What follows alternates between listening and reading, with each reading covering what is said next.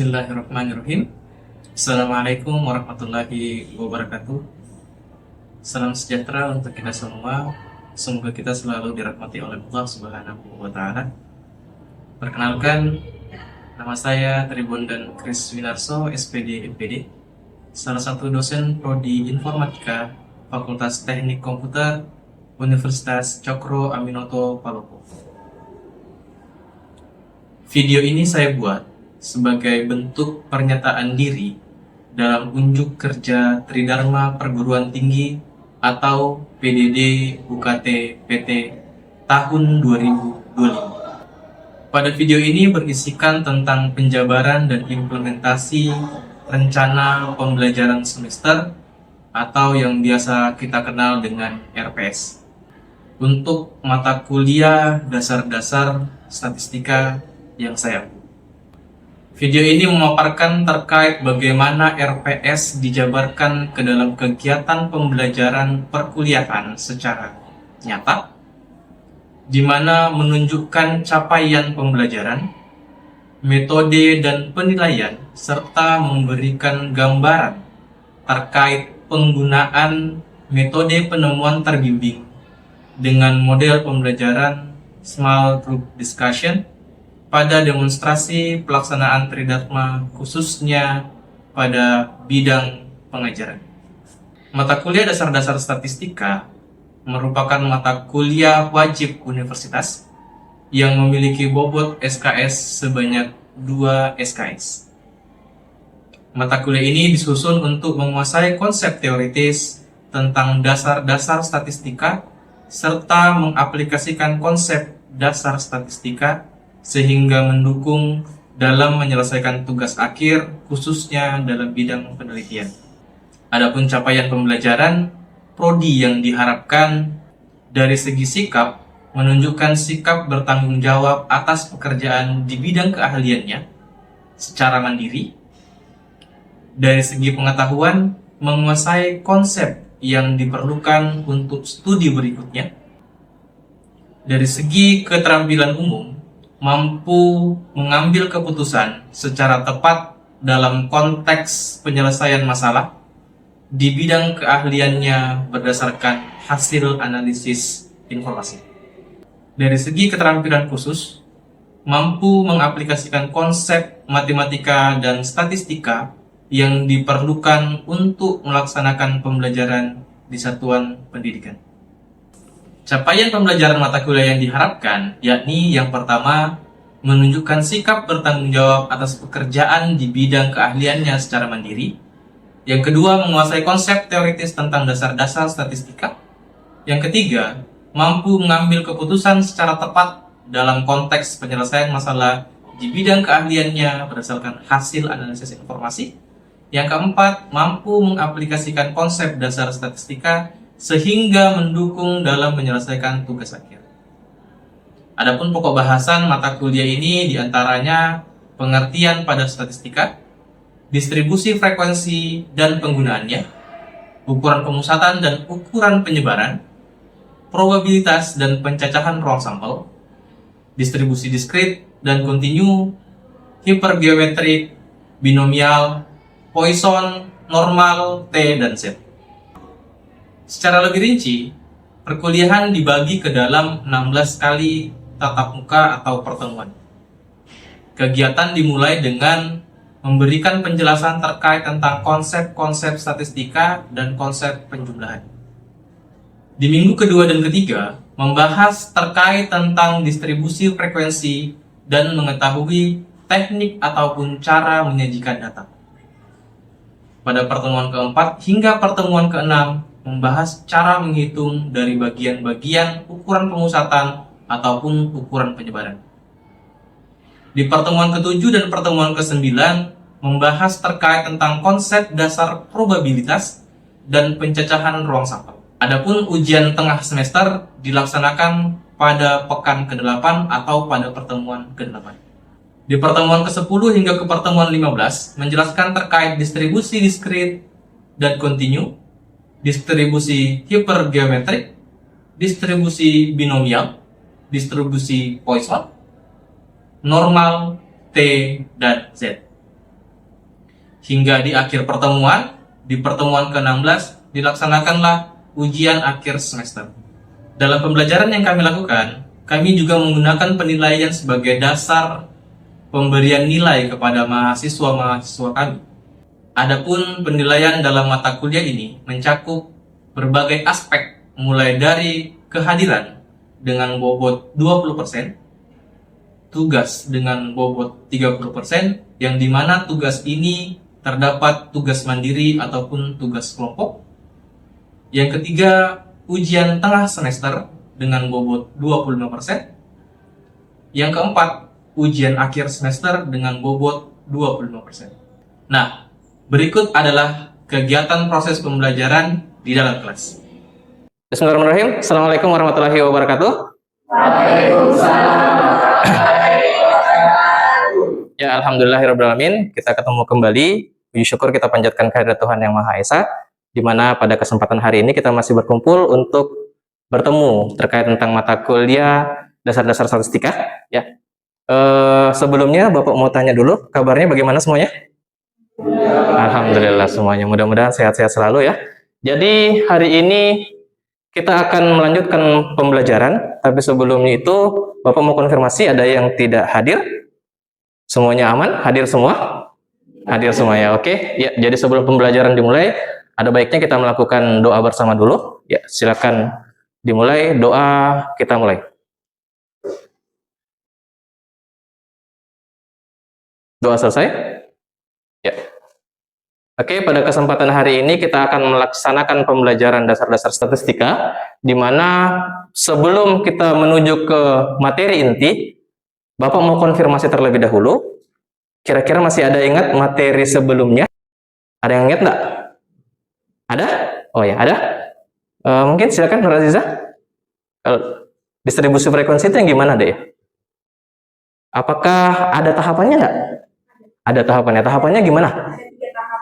Oke, 3 tahap. Tahapannya apa saja? Yang pertama itu untuk mencari rentang nilai. Oke. Yang kedua mencari banyak kelas. Yang Oke. ketiga mencari panjang kelas. Oke, ya beri aplaus dulu untuk Aziza. Ya.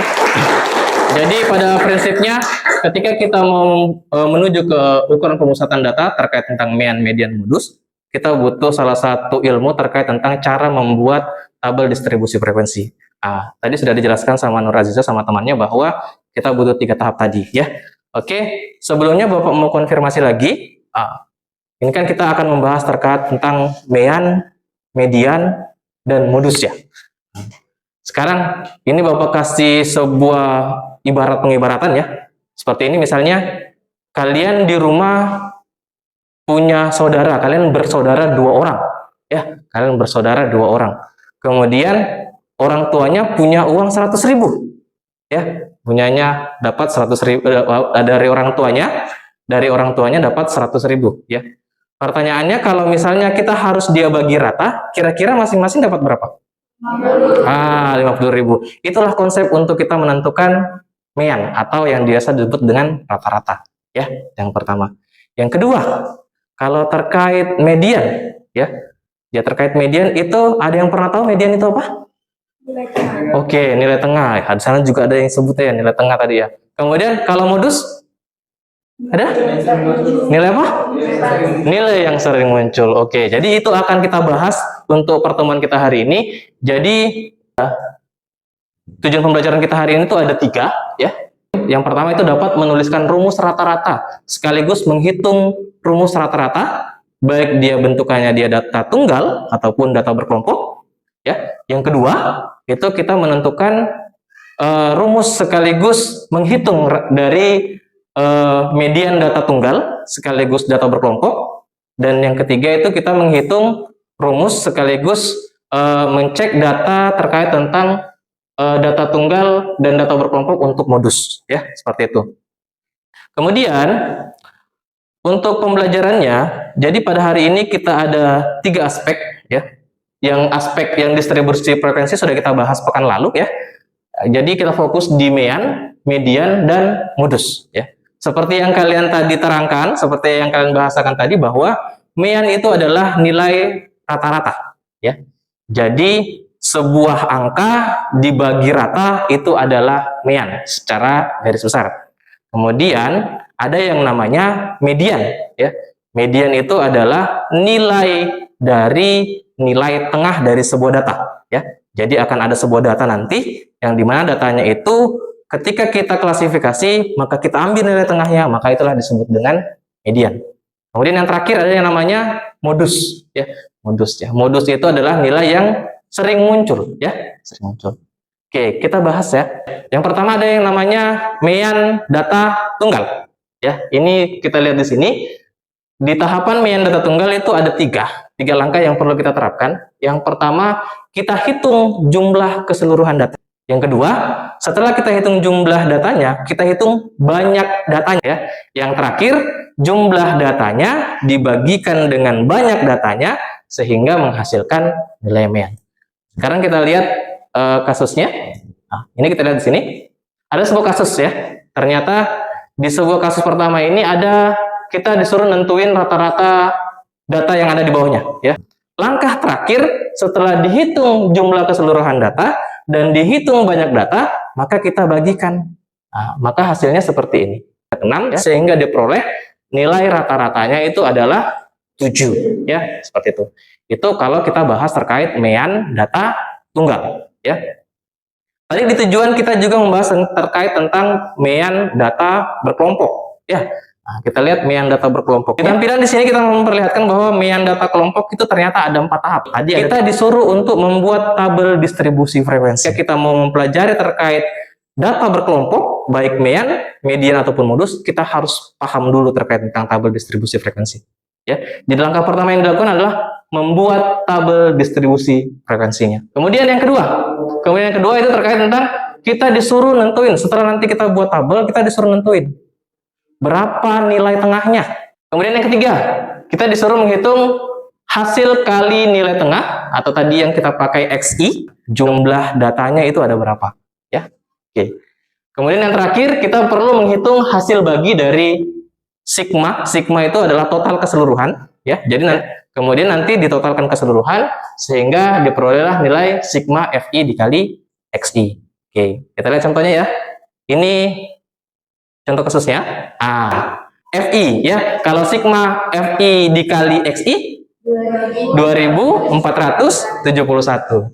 Jadi mean dari kasus 2 di atas itu adalah 2471 dibagi dengan 34 menghasilkan angka ini. Hasilnya adalah 72,68, ya. Seperti itu. Jadi letak perbedaan antara data tunggal dan data berkelompok itu poinnya dia terkait tentang bagaimana caranya membuat tabel distribusi frekuensi, ya. Nah, seperti itu. Itu untuk terkait tentang mean, ya. Kemudian kalau median, gimana median?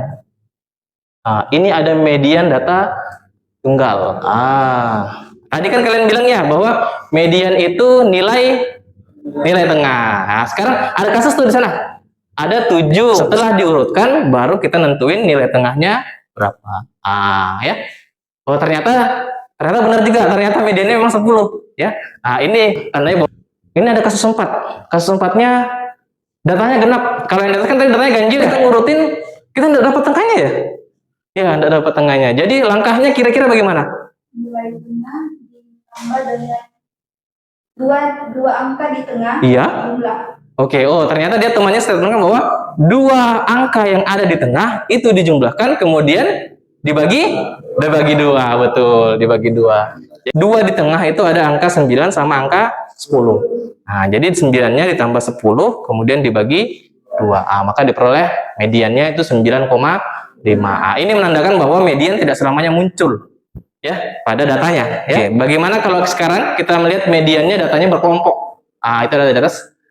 Nah, di atas itu ada 5 tahap, ya. Tahap yang pertama kita tentuin dulu, di mana kelas intervalnya, ya, sehingga dibentuklah sistem seperti ini. Yang pertama cari dulu kelas intervalnya. Yang kedua kita nentuin tepi bawahnya, ya. Tepi bawah diperoleh dari batas bawah dikurang 0,5. Yang selanjutnya kita disuruh nentuin panjang kelas, ya, luar biasa, ya. Kemudian yang keempat menentuin frekuensi kelas median, ya. Jadi kita nentuin frekuensi kelas median, Kemudian yang terakhir kita menentukan frekuensi kumulatif. Ya, untuk realnya tinggal kita cek datanya ya. Ini ada kasus. Nah, kasusnya. Oke, jadi kita dapat ternyata kelas intervalnya itu di sini. Ya, itu dulu yang kita tahu. Oh, ternyata kita nanti berkegiatannya di sini. Ya. Nah, selanjutnya kita disuruh nyari tepi bawah. 68 dikurang 0,5 67,5, betul. Jadi nanti akan ada dapat, oh ternyata dapat tepi bawahnya. Selanjutnya tinggal kita cari frekuensi sebelum, ya, frekuensi sebelum kelas interval mediannya ya. Nah, kita lihat. Nah, ini tampilannya seperti ini. Ini kita lihat sini. Ternyata di sini kita lihat ya. Kita sudah dapat ini ya. Tadi ternyata intervalnya di antara 68 sampai 75 ya. Kemudian selanjutnya kita juga sudah dapat frekuensinya kan ya. Frekuensi untuk kelas median. Kita juga sudah dapat tepi bawahnya. Kita juga sudah dapat frekuensi kumulatif sebelum ya, sebelum kelas median. Kita sudah dapat 6. Jadi tinggal dimasukin aja ke rumus. Setelah dijumlahkan menghasilkan 72,68. Oke, yang terakhir, ada materi terakhir yaitu ada yang namanya modus ya, modus. Yang pertama data tunggal, yang kedua data kelompok. Data tadi modus apa lagi? Bisa diingat? Modus apa? Oke, modus adalah nilai yang sering muncul ya. Timbangkan cukup berapa nilai yang paling sering muncul. Gitu aja kalau di data tunggal ya. Data tunggal. Sekarang ya. Jadi yang pertanyaannya, yang sering muncul yang mana? 10. Berapa kali muncul? 2 kali. Ya, jadi untuk menentukan ya sesederhana itu. Ya, jadi modusnya ada 10. Kemudian yang kedua, ada kasus 7. Ya, kasus 7 itu ada 18, ada 10, ada 9, 9, 6 dan 10. 18 muncul berapa kali? 1. 10 muncul berapa kali? 2. 9? 2. 6? Oke, ternyata ada 2 angka. Ya, ada 2 angka yang mempunyai kemunculan paling banyak. Ya, yang sama ya. Ada 9 sama ada 10. Dia munculnya 2 kali. Dan sama-sama paling banyak. Maka kita simpulkan bahwa, jadi jangan ambil 9 tambah 10 ya. Enggak. Jadi kalau mau sistem modus dia, kita hanya nentuin yang paling sering muncul yang mana.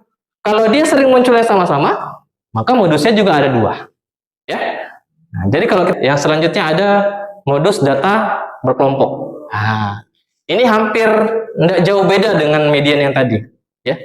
Yang pertama, menentukan kelas interval modus. Sama dengan yang tadi kan. Kita perlu menentukan kelas interval modus.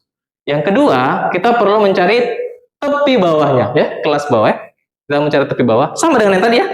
Sama dengan yang tadi. Letak perbedaannya di sini nanti di poin yang 4. Yang ketiga itu menentukan panjang kelas.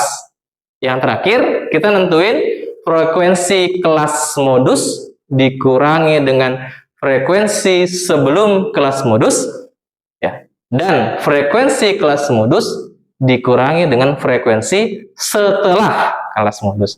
Jadi ada 2 poin yang mau dicari. Frekuensinya kelas modus dikurang sebelum, frekuensi kelas modus dengan setelah, ya, seperti itu. Ya. Datanya sama dengan yang tadi. Ya, datanya sama dengan yang tadi.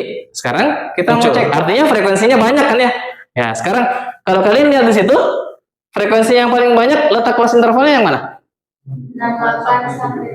68 sampai 75. Jadi kita mengambil kelas intervalnya di situ. Kemudian setelah kita menentukan, oh ternyata kelas intervalnya berada di 68 sampai 75, ya. Sekarang kita cari tepi bawahnya. Tepi bawahnya berapa? 67,5. Ya, 67,5. Diambil dari mana? Dari 68 dikurang 0,5. Oke, kasih hapus dulu sama temannya. Ya. Tadi panjang kelasnya sama. Ini tadi hampir sama ya. Panjang kelasnya tadi 8 ya. Kemudian selanjutnya kita disuruh nyari frekuensi kelas modus dikurangi dengan frekuensi sebelum dan frekuensi setelah ya. Kita buatkan tabelnya dulu. Oke, tabelnya seperti ini. Sekarang F1 tadi itu adalah frekuensi kelas modus 17 dikurangi dengan frekuensi kelas sebelum, ya, berarti 17 dikurang 3, ya. Jadi totalnya sama dengan 14, ya. Kemudian yang kedua, kita disuruh nyari F2. F2 itu tadi rumusnya frekuensi kelas modus dikurangi frekuensi setelah, ya. Jadi 17 dikurang 7, ya, seperti itu. Jadi diperoleh sama dengan 10. Kemudian tinggal dikasih masuk sehingga diperoleh berdasarkan rumus, kita peroleh nilainya adalah 72,16, ya. Oke, penjelasan terkait tentang median dan modus. Oke, untuk membuat lebih paham lagi, ya, kita melakukan diskusi, ya, sekaligus berkelompok. Jadi Bapak akan bagikan lembar kerja, ya, dimana lembar kerjanya nanti itu akan kalian kerjakan berkelompok, silakan didiskusikan dengan baik, ya. Kemudian diisi bagian-bagiannya, ya. Silakan ditulis namanya, kemudian dikerjakan, ya. Silakan didiskusikan semuanya, ya. Ini yang terakhir, ya. Oke, silakan dikerja. Di situ ada lembar kerjanya, ya. Di lembar kerjanya itu, ya, di situ di awal kita disuruh nulis nama kelompok, ya. Kemudian di bagian belakang itu akan ada perintah, ya. Ya. Jadi nanti di sini ada nama kelompok, ya. Nah, di sini nanti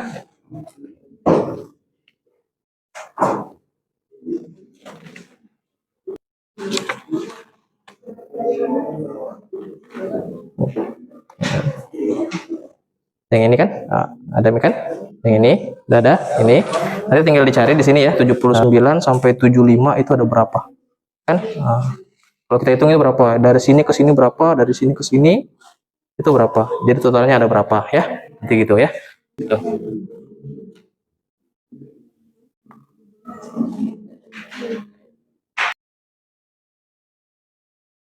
Bagaimana? Ada kendala? Aman? Oke, jadi, ya, mungkin untuk kita bisa menjabarkan sama-sama, mungkin kita bisa suruh satu kelompok dulu. Siapa? Mungkin Tisa, ya. Silakan Tisa. Silakan naik, Tisa. Kerja yang diberikan oleh Bapak. Di sini ada data yang belum ada tabel distribusi frekuensinya. Ya, jadi, betul. Pertama-tama kita harus buat tabel distribusi frekuensi dengan 3 langkah. Yang pertama yaitu mencari rentang nilai. Seperti yang sudah dijelaskan bahwa rumus mencari rentang nilai yaitu nilai tertinggi pada data dikurang dengan nilai terendah.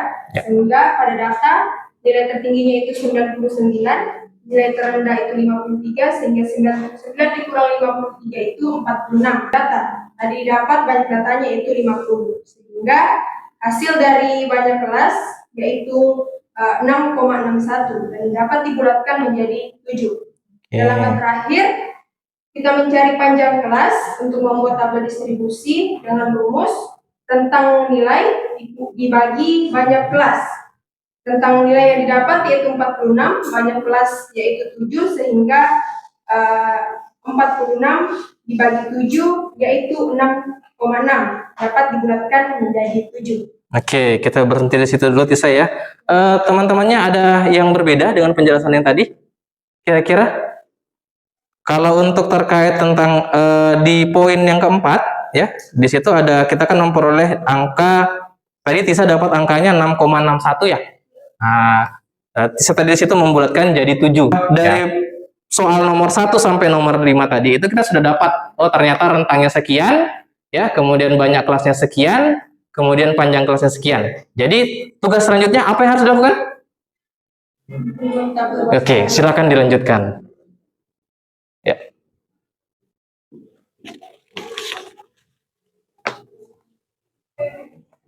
Nah, silakan dicatat kelasnya apa saja.